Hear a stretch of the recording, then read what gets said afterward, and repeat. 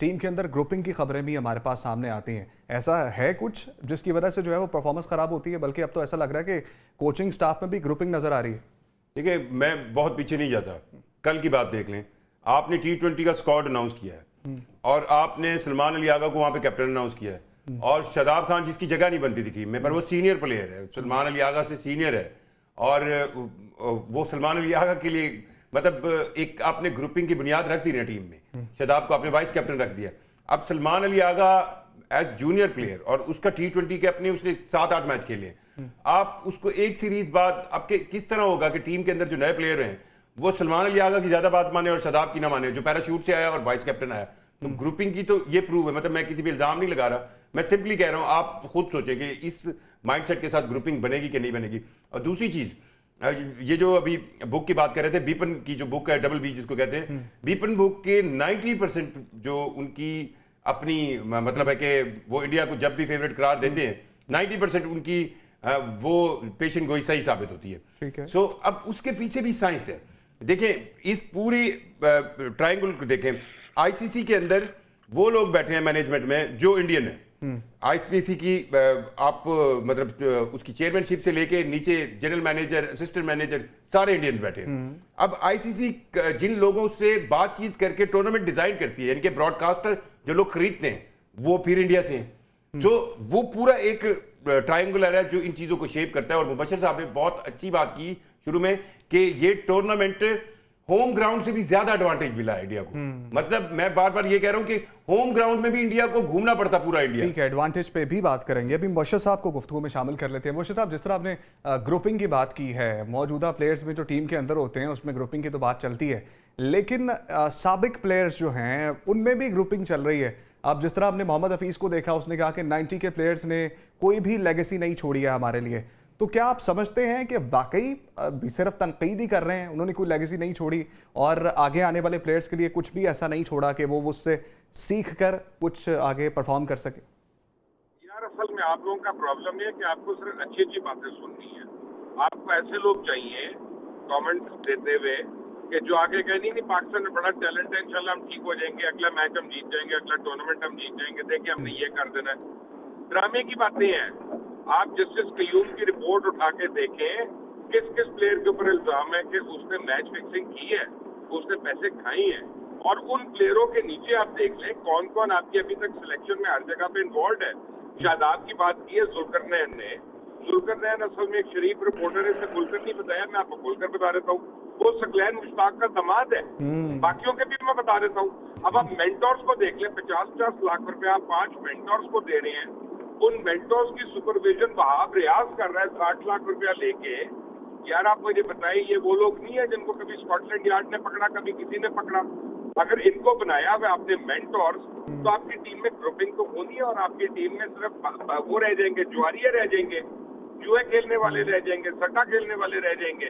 और भाई cricket different खेल है और सट्टा डिफरेंट खेल है। खुदा के लिए आपकी टीम में ग्रुपिंग क्यों नहीं होगी? क्योंकि किसी को खेलना ही नहीं आता, कोई इस काबिल नहीं है।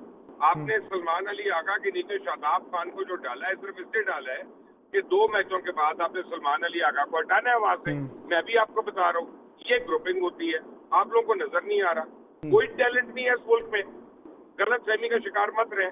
कोई लेफ्ट आर्म स्पिनर नहीं आ रहा, कोई कीपर नहीं आ रहा, कोई आपके पास जेन्युइन पेसर नहीं आ रहा। आपके जो पेसर थे वो मीडियम पेसर से भी कम और हल्के रह गए।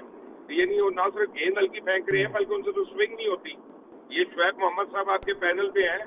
शुएब मोहम्मद साहब का मुझे याद है, एक दफा हमने इनको देखा था बड़ी यंग एज में लाहौर में, ये हॉकी के साथ खेल रहे थे, इनको आउट नहीं को कर सक रहा था। ये होता है टैलेंट। ये थोड़ी होता है कि जनाब आज चल गया, दुआएं करें आज मैं चल जाऊं, दुआएं करें आज वो फेल हो जाए, तो फिर दुआ पे पड़ जाते, फिर आपके ऊपर इतने पैसे क्यों खर्च रहे हैं हम? ये ड्रामे हैं जी। अच्छा मुबशर साहब, के सारे ये इतने ताकतवर लोग हैं, जिस तरह आपने भारत का क्रिकेटिंग कल्चर हम देख लें, सचिन तेंदुलकर का बेटा आज तक जो है वो नेशनल टीम की तरफ उसने एक कदम भी नहीं रखा, हालांकि क्रिकेट खेल रहा है, मुंबई इंडियन ने उसको अपने साथ रखा हुआ है। यहाँ आप देख लें मिसबाह हक का बेटा, अब्दुल रज़ाक का बेटा, सकलैन मुश्ताक का दामाद, फिर मोहसिन नकवी साहब का कोई रिश्तेदार, आप सलमान अली आगा के बारे में भी कहते हैं, इंजमामुल हक का भतीजा भी आता है, भांजा भी आ जाता है, मतलब ये सब रिश्तेदार, शाहिद अफरीदी का दबाव भी घेर रहा है। किस किस के नाम लेंगे? मोहसिन नकवी साहब शायद खुद भी किसी का रिश्तेदार हो, मुझे क्या पता। लेकिन fact of the matter is कि हमने टैलेंट के ऊपर हमने बेटों को नहीं आने दिया। अनीफ मोहम्मद के बेटे को हमने टीम में जगह नहीं बनाने दी और वो कराची और लाहौर की दरमियान पॉलिटिक्स का शिकार हुए हैं। मैं लाहौरिया हूँ, मैं पंजाबी, लेकिन मैं आपको बड़े ऑनेस्टली कह रहा हूँ और ओपनली कह रहा हूँ कि शुएब मोहम्मद लाहौर कराची पॉलिटिक्स के बीच में विक्टिमाइज हुए हैं और रमीज राजा को खिलाया गया उनकी जगह पे, ठीक है ना। वहाँ पे उसको मौके दिए गए उन मैचेस में जहाँ सिर्फ स्कोर होना था और शुएब मोहम्मद को ऐसी जगहों पे डाला गया कि जहाँ पे वो आउट होते। तो ये तो शुरू से हो रही है हमारी। तेंदुलकर बेटा पाकिस्तान में होता, अभी तक हमने उसको कप्तान बना के कोच भी बना देना था। हमारे ऊपर से कोई बईद नहीं है। ठीक है शुएब मोहम्मद साहब, जिस तरह मुबश्शिर लुकमान साहब ने कहा कि ऐसा होता रहा है, आपके दौर में भी ऐसी पॉलिटिक्स चलती रही है कि एक प्लेयर को हटाकर दूसरे को लेकर आया जाना, तो क्या आपके साथ भी ऐसा कुछ हुआ है? देखिए मुबश्शिर भाई ने बहुत अच्छी बातें और very kind of him to using those kind words for me and the family.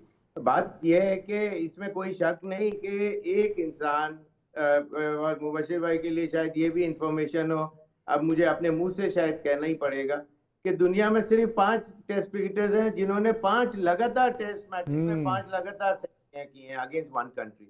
उसके अंदर सन डॉट ब्रैडमैन, नील हार्वे, फिर अल्लाह ने मुझ पे करम फरमाया, फिर चौथा जैक कैलिस और 5वां स्टीव स्मिथ। इसमें India, England, New Zealand, West Indies, Sri Lanka, इतनी बड़ी कंट्रीज हैं। एक प्लेयर भी नहीं है कि जिन्होंने 5 लगातार टेस्ट सेंचुरी इस तरह की हो अगेंस्ट वन कंट्री। तो और उसके बाद छठा मैच आपको मैं बताऊं, जो इनकी मुबश्शिर भाई की बात को सिर्फ सेकंड करने के लिए, कि जब छठा मैच खेलने मैं जब खेलने के लिए तैयार था और हम न्यूजीलैंड का टूर कर रहे थे, तो छठा टेस्ट मैच मुझे ड्रॉप कर दिया था। तो ये परफॉर्मेंस के बाद अगर पाकिस्तान के अंदर ये चीजें हो रही हैं तो there shouldn't be any eyebrows raise. ये तो बिल्कुल बात सही है कि इतना ज्यादा 2 दफा 50 करने के बाद टेस्ट मैच के अंदर, नेक्स्ट टेस्ट मैच के अंदर ड्रॉप कर दिया गया। मतलब बेतहाशा मिसालें दुनिया में, वाहिद बाप बेटे जिन्होंने डबल सेंचुरी की, हमारी 2 हैं। अब जाके 32 साल के बाद किसी और ने, एक चंदर पॉल के बेटे ने की। इस तरह के और 10 चीजें मैं आपको गिना सकता हूँ। लेकिन ये है कि बात यह है कि जब तक बोर्ड का जो स्ट्रिंग खींचने वाले लोग जब आते हैं, उनके जब कान के अंदर जो फीडिंग होती है, वो वहां से फिर सबसे पहला, जब मैंने पहले बताया ना, when you start with the wrong foot first, तो कभी बिल्डिंग सीधी नहीं खड़ी हो सकती। ठीक है। और इसीलिए फिर वो एक लास्ट बात ये ऐड करते चलूं कि बहुत इंपॉर्टेंट, ज्यादातर जितने कोचेस जो सो कॉल्ड कोचेस पाकिस्तान के डोमेस्टिक बच्चों को जो आज जिनको सिखा रहे हैं, वो खुद फेलियर्स हैं। अगर एक्सक्यूज मी, 1-2 मैचेस अगर पाकिस्तान के लिए भी खेल लिए तो they are considered as failures, sorry to से।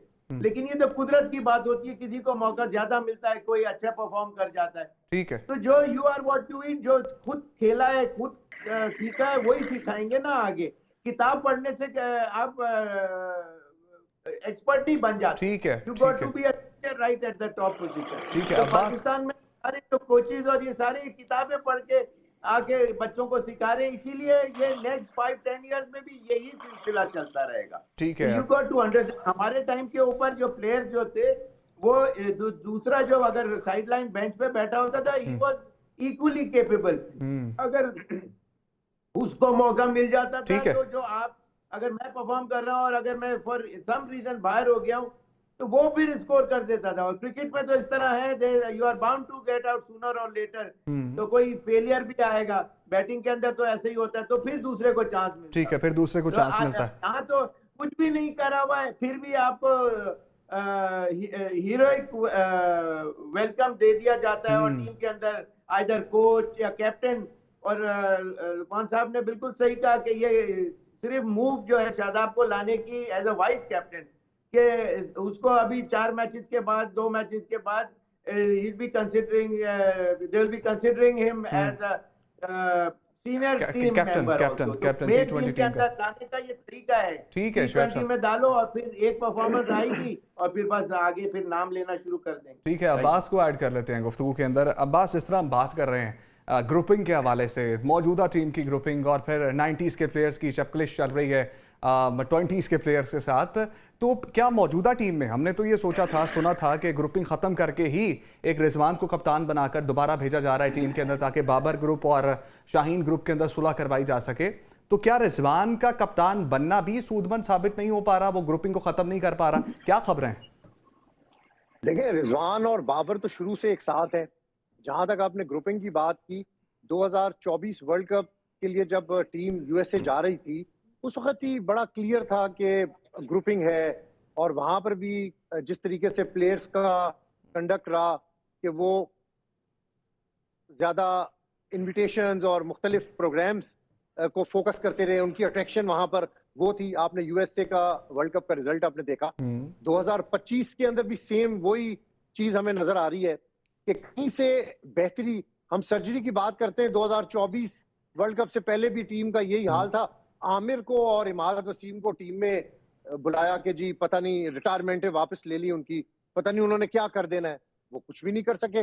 2025 में चैंपियंस ट्रॉफी के बाद टीम की दोबारा से सर्जरी हो रही है, और आप देखें कि पैराशूट से शादाब अचानक ही वापस आ गए और एज अ वाइस कैप्टन वापस आ गए।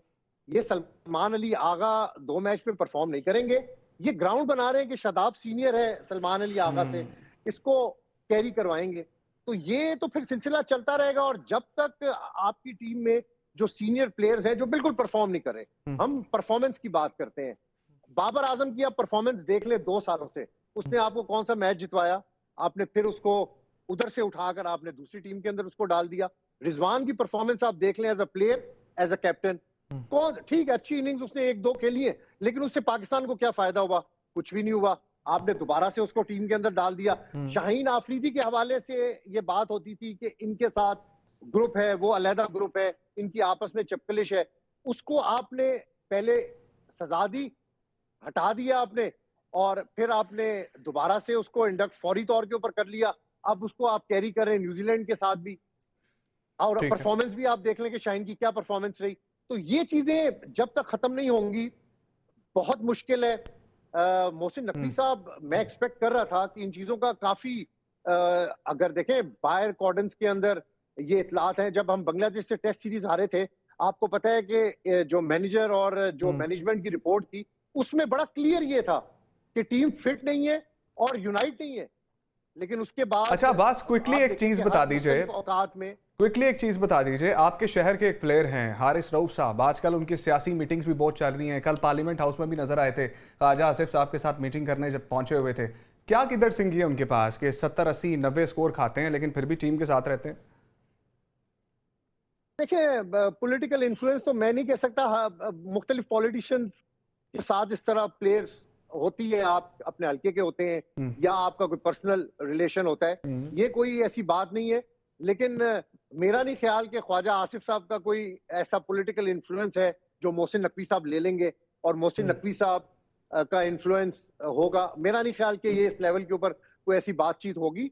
ये सिर्फ जस्ट एक उनकी मुलाकात थी, और इसका ख्वाजा आसिफ ने बड़ा क्लियर किया है, कैटेगोरिकली उन्होंने मीडिया के सामने इस बात को क्लियर किया कि ऐसी किसी किस्म की कोई बात नहीं है। हारिस रऊफ की आपने बात की कि हारिस रऊफ की परफॉर्मेंस में भी कंसिस्टेंसी बिल्कुल भी नहीं है।